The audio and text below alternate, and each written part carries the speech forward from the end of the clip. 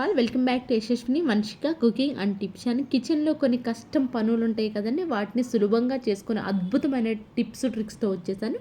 Please skip చేయకుండా చూడడానికి అయితే ట్రై చేయండి. ఫస్ట్ టిప్ వచ్చేసి ఆఫీసులకి వెళ్ళే వాళ్ళకి, లేదు అంటారు స్కూల్కి వెళ్ళేటప్పుడు చపాతీ చేసుకోవాలనుకున్నప్పుడు మెత్తగా సాఫ్ట్గా ఉండాలంటే మనం ఏం చేస్తుంటాం, లాంగ్ టైం ఫ్రెష్గా ఉండాలి, ఎక్కువసేపు చేతితో పిండిని తడిపేసి ముద్ద పెడుతూ ఉంటాం కదండి.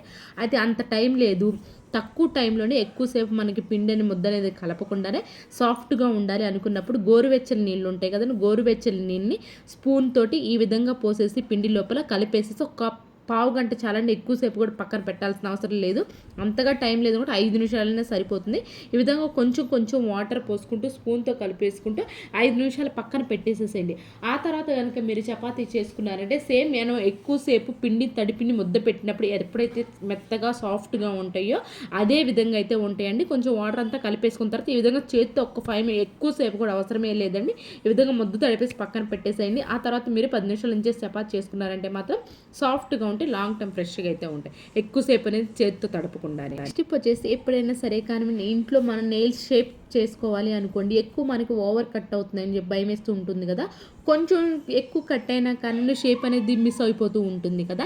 అండ్ అలాంటప్పుడు లేదు అంటారు చిన్నపిల్లలు, చంటి పిల్లలు కూడా నెయిల్స్ కట్ చేస్తూ ఉంటాం కదా ఇంట్లో, అలాంటప్పుడు ఏంటంటే మీరు డైరెక్ట్గా నెయిల్ కలర్ తీసుకొని కట్ చేసే బదులు ఈ విధంగా టూత్ పిక్ యూజ్ అంత రబ్బర్ బ్యాండ్ ఉంటుంది, అది పెట్టేసేసి మధ్యలో ఎక్కడైతే మనకి కట్ చేసే పార్ట్ ఉందో ఆ పార్ట్లో కనుక ఈ యూజ్ అంత రబ్బర్ బ్యాండ్ టూత్ పిక్ పెట్టేసేసి కట్ చేసుకున్నామే అనుకోండి, నెయిల్ అనేది ఎక్కువ కట్ అవ్వదండి. దానికి మనం స్టిక్ పెట్టాం కాబట్టి మధ్యలో ఓవర్గా ఎక్కువ మనకి ఎంత షేప్ అయితే కావాలనుకుంటా అంత షేప్ కానీ కట్ అవుతుంది, ఈజీగా అయితే ఉంటుంది. అండ్ అలానే చంటి పిల్లలు కట్ చేసుకోవాలన్నప్పుడు లోపలికి ఎక్కడ చిగురు కట్ అవుతున్న భయం వేసినప్పుడు, ఎందుకంటే అటు ఇటు మూవ్ అవుతూ ఉంటారు కదా, ఈ విధంగా టూత్ పిక్ పెట్టి కట్ చేసాము అనుకోండి వాళ్ళకి ఓవర్గా కట్ అవ్వకుండా ఉంటుంది, చిగురు కూడా టచ్ అవ్వకుండా అయితే ఉంటుంది. ఐ హోప్ ఈ టిప్ అయితే నచ్చిందని అనుకుంటున్నాను. నచ్చితే ఇంకా ప్లీజ్ ఒక లైక్ చేసి నా ఛానల్ సపోర్ట్ చేయండి. ఇలాంటి టిప్స్ ట్రిక్స్ మీకు తీసుకొస్తూ ఉంటాను. నెక్స్ట్ టిప్ వచ్చేసి కొన్నిసార్లు ట్యాబ్లెట్స్ తీసుకొచ్చుకున్నప్పుడు ఇలాగా మన ఎక్స్పైరీ డేట్ చూసుకోకుండా కూడా చించేస్తూ ఉంటాం కదండి, మళ్ళీ మనం తర్వాత వాడాలి అనుకున్న భయం వేస్తూ ఉంటుంది, అసలు ఎక్స్పైరీ డేట్ అనేది చిరిగిపోయి ఉంటుంది కదా. అలా మనకి టెన్షన్ లేకుండా ఉండాలి, ఎన్ని రోజులైనా సరే కానివ్వండి మన ఎక్స్పైరీ డేట్ కనిపించాలి అనుకుంటే ట్యాబ్లెట్స్ తీసుకొచ్చుకున్న వెంటనే ఈ విధంగా ఫోటో ఉన్నప్పుడే ఫోటో కనుక తీసేసి ఆ తర్వాత కనుక యూజ్ చేసుకున్నామే అనుకోండి, మనకు అవసరమైనప్పుడు ఫోటో ఉంటుంది కదా, ఎక్స్పైరీ డేట్ అనేది ఈజీగా అయితే మనకు తెలుసుకుంటుంది. ఎవరికైనా కానివ్వండి ఎక్స్పైరీ డేట్ కావాలి అనుకున్నప్పుడు ఈ విధంగా ఫోటో తీసి పెట్టేసుకున్నామే అనుకోండి, ఎక్స్పైరీ డేట్ ఈజీగా అయితే కనిపిస్తుంది. ట్యాబ్లెట్స్ పైన బ్యాక్ సైడ్ కవర్ చిరిగిపోయినా కానివ్వండి ఫోటో ఉంటుంది కాబట్టి ఎక్స్పైరీ డేట్ ఈజీగా అయితే కనుక్కోవచ్చు. నెక్స్ట్ టిప్ వచ్చేసి ఇలాంటి గాజు వాటిపైన ఏంటంటే ప్లాస్టర్కి తీయాలి అనుకోండి, మనం ఇది సింపుల్గా పోనే పోదు కదండి, మనం గ్రీన్ స్క్రబ్బర్ పెట్టి స్టీల్ స్క్రబ్బర్ పెట్టి క్లీన్ చేస్తున్నా కానీ ఆ లోపల ఉన్న గమ్ ఏదైతే ఉంటుందో ఆ స్టీల్ స్క్రబ్బర్కి అంటుకుంటూనే ఉంటుంది కదండి. అలాంటి పని లేకుండా సింపుల్గా మనకి పైన స్టిక్కర్ అనేది పోవాలి అని అనుకుంటే మాత్రం ఈ విధంగా వాటర్ అయితే తీసేసుకొని ఐస్ క్యూబ్స్ అయితే వేసేసండి. ఐస్ క్యూబ్స్ కూడా మీకు అవైలబుల్లో లేవనుకోండి, కూల్ వాటర్ ఉంటాయి కదండి ఫ్రిడ్జ్లోవి కానివ్వండి, లేదు అంటారా మనకి కుండలోవి కానివ్వండి, కొంచెం చల్ల నీళ్ళు అయితే సరిపోతుందండి. ఒక పావు గంట పాటు వదిలేసండి, ఆ తర్వాత రివర్స్ కూడా తిప్పి పెట్టేసేసండి. ఆ తర్వాత కనుక తీసేసి చాలా ఈజీగా అయితే వచ్చేస్తుందండి. పైన గమ్ము కూడా మనకి ఈజీగా పోవాలనుకున్నప్పుడు వెంటనే ఇలా కనుక వెంటనే మీరు స్టీల్ స్క్రబ్బర్ క్లీన్ చేసామనుకోండి సింపుల్గా అయితే పోతుందండి. మనకి ప్లాస్టిక్ ఇవి కానివ్వండి, లేదు అంటారా స్టీల్ అయితే కొంచెం వేడి నీళ్ళు పెట్టేస్తే ఈజీగానే పోతుంది, కానీ ఇలాంటి గాజు అంటే వేడి నీళ్ళు వేసేస్తే పగిలిపోయే ఛాన్స్ ఉంటుంది కాబట్టి ఈ విధంగా ఐస్ వాటర్లో వేసేసి కనుక పైన స్టిక్కర్ తీసేసామనుకోండి చాలా సింపుల్గా అయితే పోతుంది.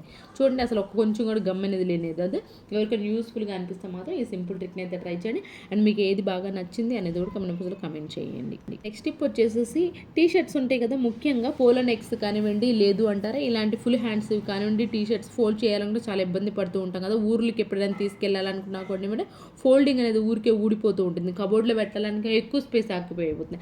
అలా కాకుండా ఫోల్డింగ్ అనేది ఊడిపోకుండా తక్కువ స్పేస్లో ఆక్యుపోయేవాళ్ళంటే ఈ విధంగా కనుక ఫోల్డ్ చేసి చూడండి, చాలా తక్కువ స్పేస్లో ఎక్కువ బట్టలు అయితే పడతాయి.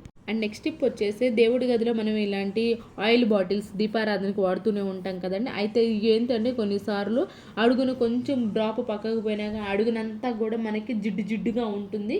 అండ్ అలానే కింద కూడా ఆ ప్లేస్ అంతా కూడా మనకు ఆయిల్గా ఉంటుంది. మనం పూజగా చేసుకోవాలన్నా ఏదైనా టచ్ చేయాలన్నా కానీ ఆయిల్ ఎక్కువ అంటుతూ ఉంటుంది కదా, చాలా ఇబ్బందిగా ఉంటుంది, చిరాకు కూడా అనిపిస్తూ ఉంటుంది కదా.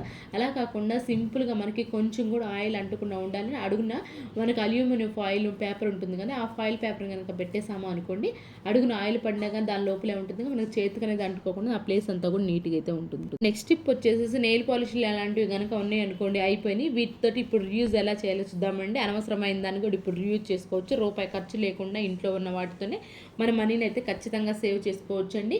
నైఫ్లు అండ్ అలానే మనం ఏంటి చాకులు కానివ్వండి, లేదు అంటారా మనకి కత్తెరలు కానీ ఇంట్లో వాడుతూనే ఉంటాం కదా, వాడగా ఏంటి అంటే కొన్నిసార్లు కొంచెం షార్ప్ అనేది తగ్గిపోతూ ఉంటుంది. ముఖ్యంగా టమాటా కానివ్వండి, లేదంటే నిమ్మకాయ ఏదైనా కట్ చేసినా కొంచెం మొద్దుబారినట్లు అనిపిస్తూ ఉంటుంది కదా, అలాంటప్పుడు అప్పుడప్పుడుకి మనకి కొంచెం షార్ప్ ఎక్కువ కావాలి అనుకుంటే మాత్రం ఈ విధంగా నెయిల్ పాలిష్ అయిపోయింది అనవసరం అని చెప్పేసి పడేయకుండా ఉంచేసుకోండి.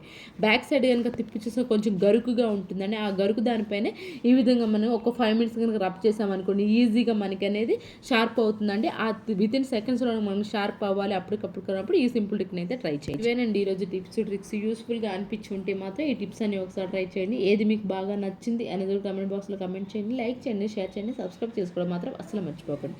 Thank you so much for your watching.